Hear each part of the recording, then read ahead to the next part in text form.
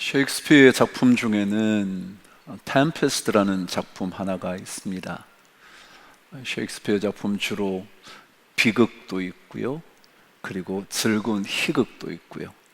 근데 이 템페스트는 희극일 것 같기도 하고 비극일 것 같기도 한 희비극이라 말할 수 있는 작품입니다. 내용은 이런 겁니다. 밀라노라는 공국은 뭐냐면 공작이 다스리는 나라, 왕이 다스리는 나라는 왕국, 공작이 다스리면 공국, 그렇게 불렀거든요. 그러니까 왕국보다는 규모가 작지만 그럼에도 불구하고 공작이 그 지역 혹은 도시 전체를 다스리는 통치자이죠.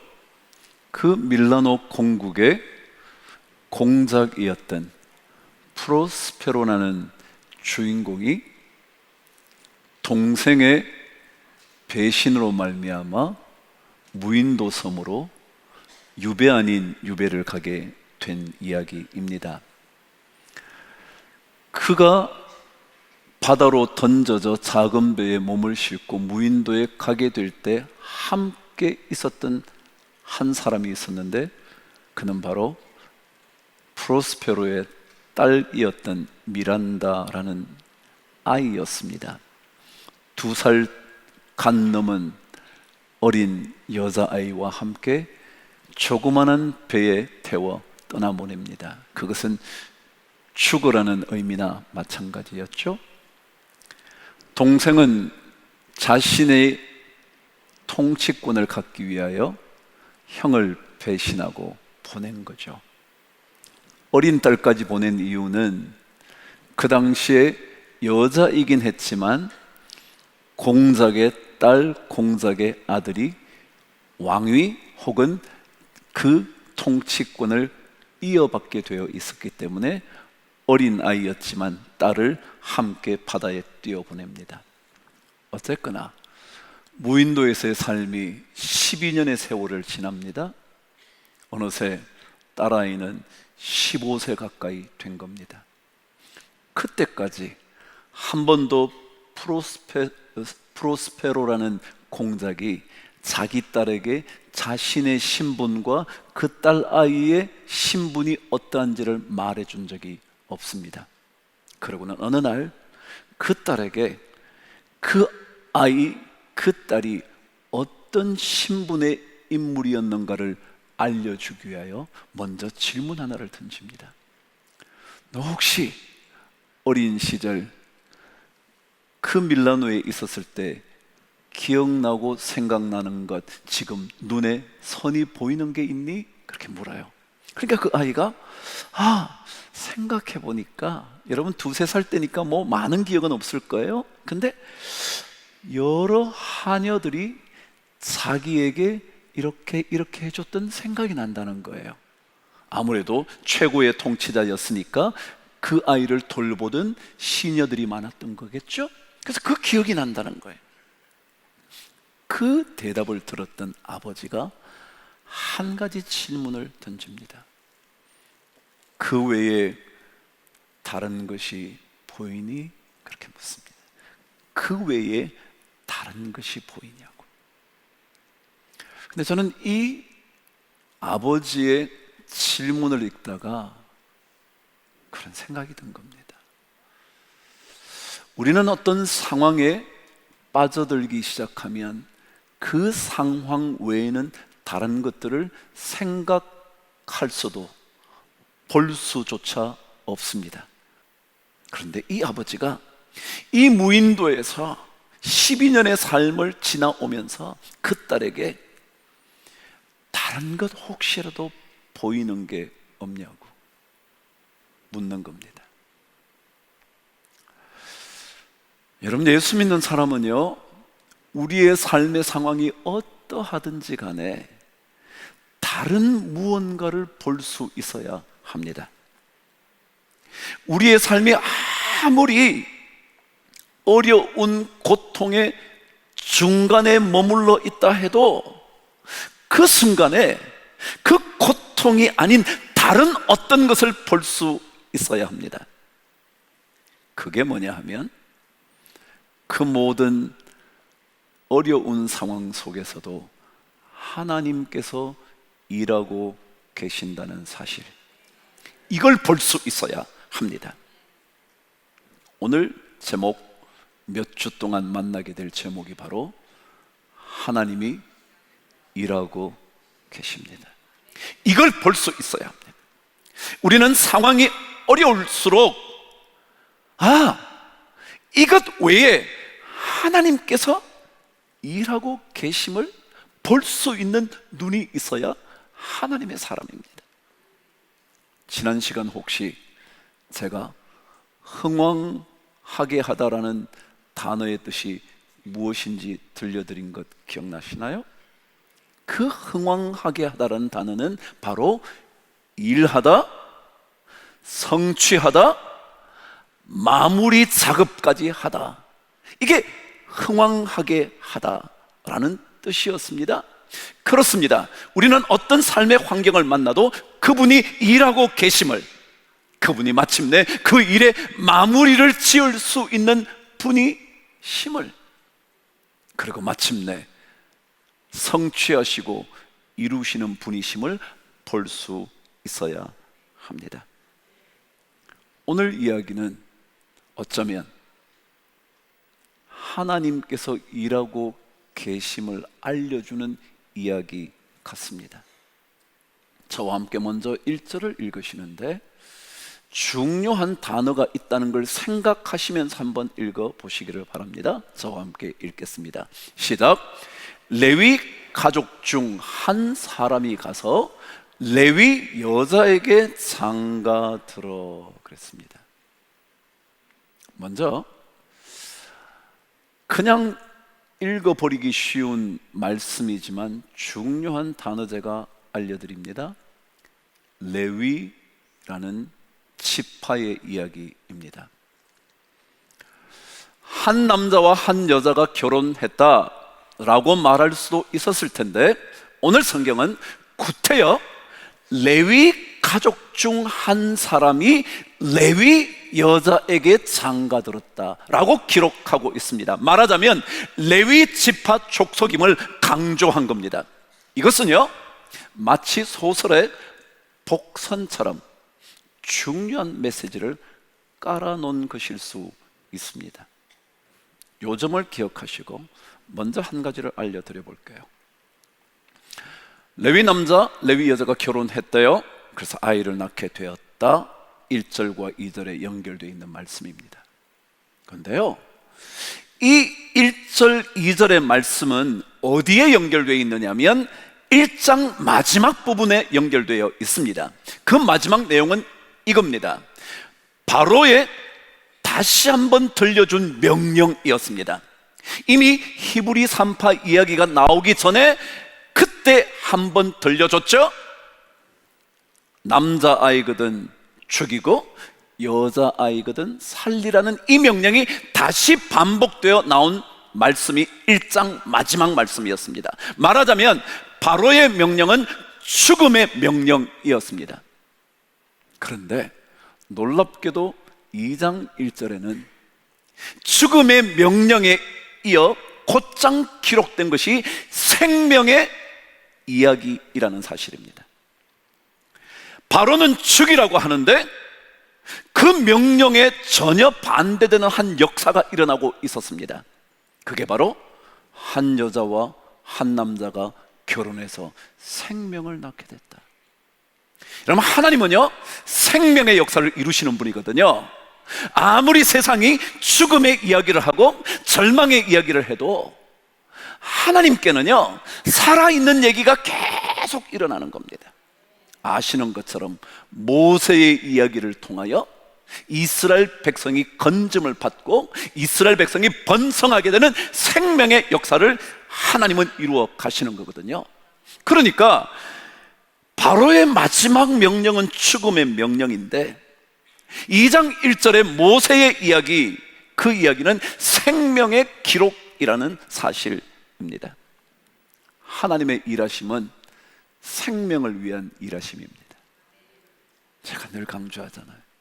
교회나 가정이나 우리는 다 살리는 일에 쓰임 받아야 한다. 죽이는 명령이 이 땅에 난무하다고 할지라도 우리에게는 하나님의 살리시는 그 역사를 써내려 가야 한다는 것이죠.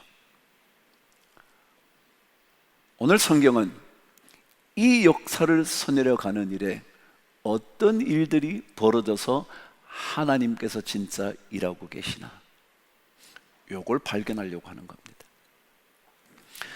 먼저 한번 3절을 읽어 보겠습니다. 상황이 이렇게 되어 갑니다. 읽으시죠. 시작. 더 숨길 수 없게 되매 그랬습니다. 아이가 태어났죠? 아이의 울음소리가 들려오기 시작합니다. 불안해하면서 어쩌면 이불을 덮어 씌워 그 아이의 울음소리를 막고 있었겠죠? 그런데 점점 자라자 건강한 남자아이의 목소리는 더 이상 숨길 수 없었겠죠? 입을 막고 이불을 덮어 씌워도 터져나오는 울음소리를 숨길 수 없게 됐습니다. 오늘 성경은 이것을 그대로 적어 놓았습니다. 더 숨길 수 없게 되매 그랬습니다. 여러분, 우리 인생은요, 어떻게 할 수 없는 순간이 반드시 옵니다. 우리가 굉장히 애를 썼는데도, 우리가 진짜 피나는 노력을 했는데도 어떻게 할 수 없는 순간이 반드시 있습니다. 이 얘기입니다. 숨길 수 있을 만큼 숨겨왔고, 이 아이의 생명을 붙들 수 있을 만큼 붙들어 왔지만 더 이상 어떻게 할 수 없는 순간이 오는 겁니다. 여러분, 우리 인생은 그런 순간이 온다는 사실 인식하셔야 합니다. 여러분, 애를 써도요, 안 되는 게 있더라고요. 자식의 문제도 그렇고, 어쩌면 돈 버는 일도 그렇고요, 어쩌면 사람과의 관계도 그럴 때 참 많더라고요. 나는 진짜 애썼는데 안 될 때가 있더라고요. 가정이 깨어지는 아픔을 겪을 때도요, 안 될 때가 있더라고요. 애를 쓰면 될 것 같은데, 붙잡으면 될 것 같은데 안 될 때가 있다는 거예요. 안 될 때가. 자녀를 기를 때 특별히 그렇지 않았어요? 자녀를 위한 부모의 헌신을 누가 따라갈 수 있겠어요? 그런데요, 그렇게 헌신하고 사랑해도 안 될 때가 있더라고요. 여러분, 그때 어떡하실래요? 그때 어떡하실래요? 오늘 성경은 중요한 이야기를 하나 적어 놓습니다. 3절 전체를 읽어 보시도록 할까요? 시작. 더 숨길 수 없게 되매 그를 위하여 갈대 상자를 가져다가 역청과 나무 진을 칠하고 아기를 거기 담아 나일 강가 갈대 사이에 두고 그랬습니다. 두고라는 말은 놓다라는 뜻입니다. 영어는 put 하는 겁니다. put 하는 것입니다. 놓는 것입니다. 근데 참 이상한 것은요, 여러분, 놓는다는 말은 물건을 어디 놓는다는 말도 있지만 놓아버린다는 것도 놓는다 그럽니다. 이해가 되시나요? 잡고 있을 수 없어서 더 이상 어떻게 할 수 없어서 뭐요? 놓아버려야 할 때가 있다고요. 그때는 여러분 놓으셔야 합니다. 근데 많은 사람들은 그것을 놓지 못합니다. 놓지 못하면 마음 졸입니다. 마음 졸이다가 근심하다가 그 염려가 그 사람의 인생을 덮쳐버립니다. 여러분, 어떻게 할 수 없을 때는 뭐예요? 놓으라고. 어쩔 수 없잖아요. 물론 이것이 그래 난 모르겠어 그런 의미는 절대 아니라는 것 오늘 말씀을 통해 확인하셔야 합니다. 왜요? 제가 조금 전에 한 가정의 이야기를 한 것이 아니라 레위 가족 중 한 사람이 레위 여자와 결혼했다는 이야기를 했죠. 제가 이것이 복선 같다 그랬죠.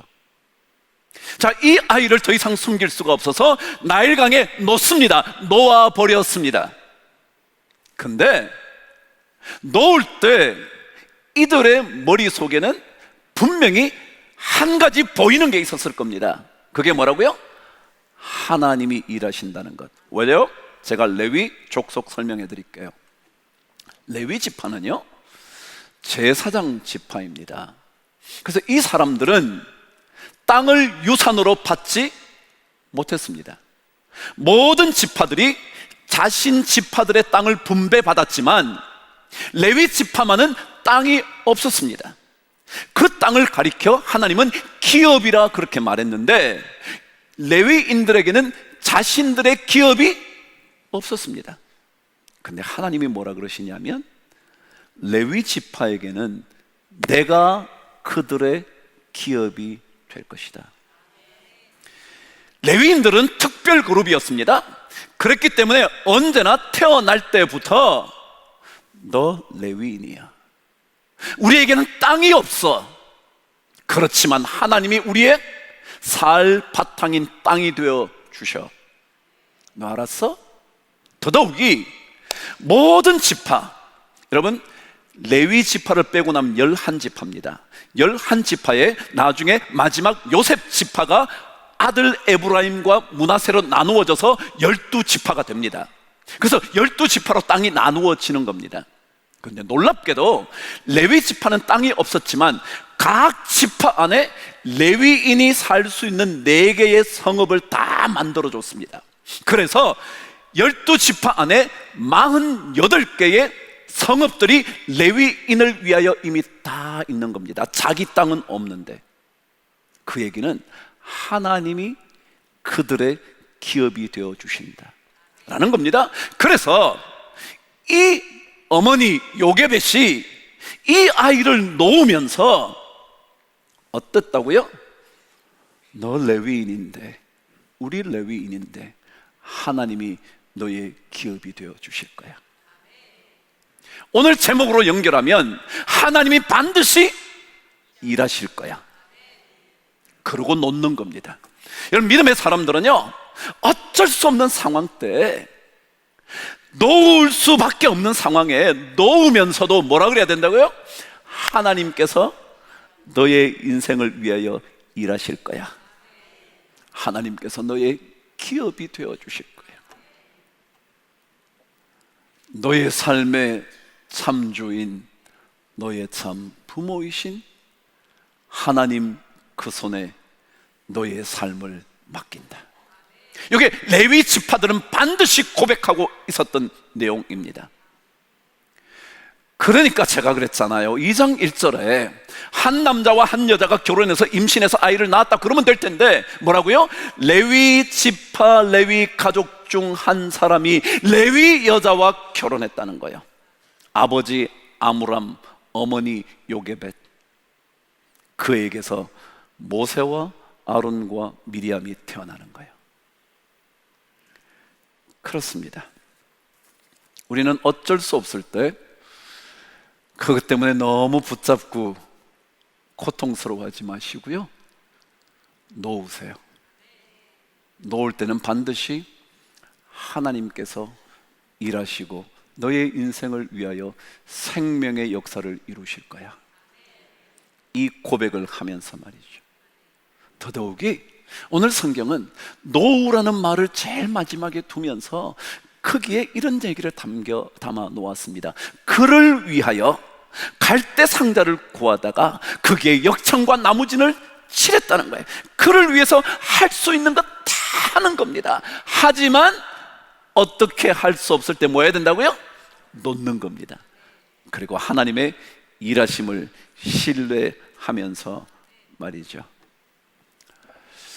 여러분, 여기에 갈대 상자라는 단어는요, 노아의 방주라는 단어와 똑같습니다. 뭐라고요? 갈대 상자는 뭐예요? 노아의 방주와 동일한 히브리어입니다. 그 얘기는 방주는 뭐 하는 역할이었어요? 건져내는 역할이었죠. 백성을 살리는 역할이었어요. 그러면 이 갈대 상자는 이미 뭐요? 하나님이 살리시겠다는 의미가 혹시라도 담겨져 있지는 않을까? 우리는 어쩔 수 없는 상황, 더 이상 숨길 수 없는 그 상황에 하나님의 일하심을 믿고요, 건지실 것을 믿고 방주를 마련하는 거예요. 우리 인간이 할 수 없는 그 마지막은 언제나 하나님의 시작이라고 제가 늘 말씀드리잖아요. 내가 더 이상 숨길 수 없을 때 하나님이 그때부터 보호하심의 역사를 일으키실 것이라는 거거든요.